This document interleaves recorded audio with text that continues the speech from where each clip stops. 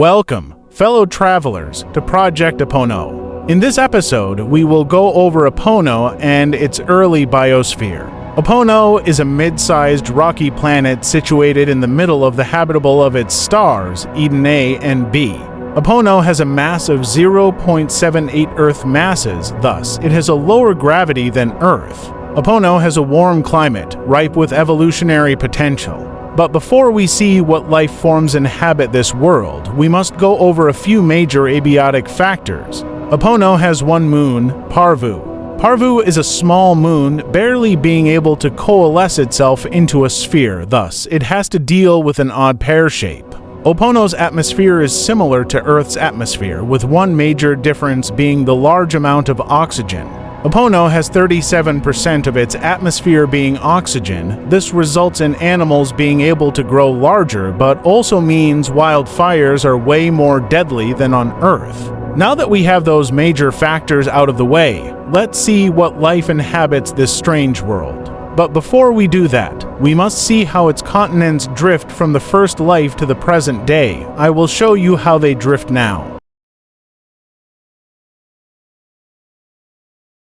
The continents' names are Proto, Depteros, Meso, and Apovlidos. Proto, Depteros, and Meso form a supercontinent known as Mazi.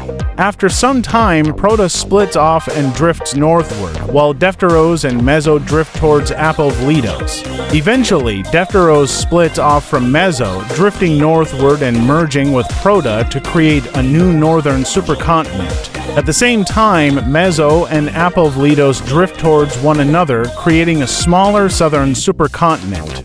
In the beginning, Opono was a lifeless rock with oceans, until one day a rouge planet named Dekil entered the Eden system.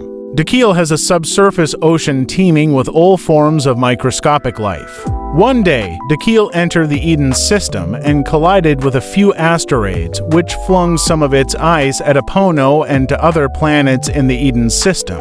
After this collision event, Dekil exited the system, leaving in its wake a new era in the history of Opono. Eventually, the small, single-celled life forms began to diversify and expand into the as-of-yet vacant oceans of Opono. At this point in the history of life on Opono, everything was heterotrophic, meaning that the organisms couldn't produce their own food, so they had to eat things. But eventually one clade of single-celled organisms evolved the ability to do photosynthesis, which is the process by which an organism uses sunlight to produce sugars. The dominant plant color on Opono will be yellow. Keep in mind that plants can be any color they want, it just so happens that yellow is the dominant color on Opono. Eventually these single-celled photosynthesizers will converge into one organism. The Photinostroma are the first clade of multicellular plants on Opono. These algae-like organisms will coat the surface of Opono's oceans in a thick yellow mat, becoming an as-of-yet untapped food source to which animals will start to take advantage of. One such animal is the hexapinae. These small creatures are the first clade of multicellular animals on Opono. They have 6 fins, 3 in each side of their body which they use to swim. They have 4 tentacles which they use to tear off pieces of Photinostroma and pass it into their mouth. They also have 6 eyes to allow them to see their food. They have green blood, which, although less efficient than red blood, still allows them to grow quite large, growing up to 5 inches long and living up to 5 Earth months. While the hexapinae feed on the Photinostroma, other animals may feed on marine snow, which is detritus made up of dead organisms which falls to the seafloor. The Dichiosoma are those animals.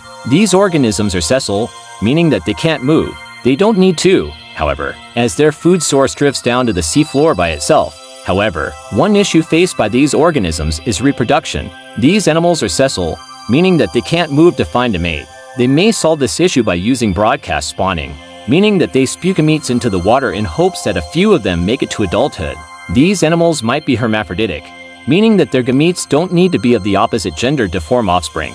Once their gametes unite, their larvae drift in the current for a few weeks before they find a place to suction to, where they transition into their adult form. The adults have 2 tentacles which they use to filter marine snow and guide it into the mouth, a large, pot-like stomach to digest their food, and 2 eyes at the tips of their tentacles to locate anything dangerous. They grow up to 3 inches tall and live for up to 3 Earth months. As the hexapinae feed in the Photinostroma, they may begin to try and stop themselves from being eaten. One branch of Photinostroma may evolve a thick waxy cuticle around themselves to prevent the hexapinae from eating them. One benefit from this is that they can grow larger, with these new plants growing much larger than their ancestors.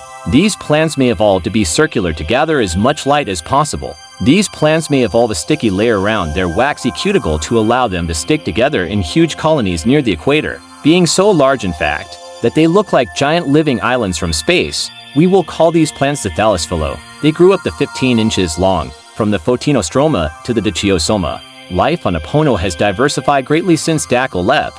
In the next episode, we will see how these simple creatures evolved to fill every niche available, as well as the evolution of the apex predator of the ocean. Special thanks to all the fan artists on Discord who made fan art for this episode. You guys made it look a lot better than it would have been with just my art. Thank you all for watching. See you in the next episode.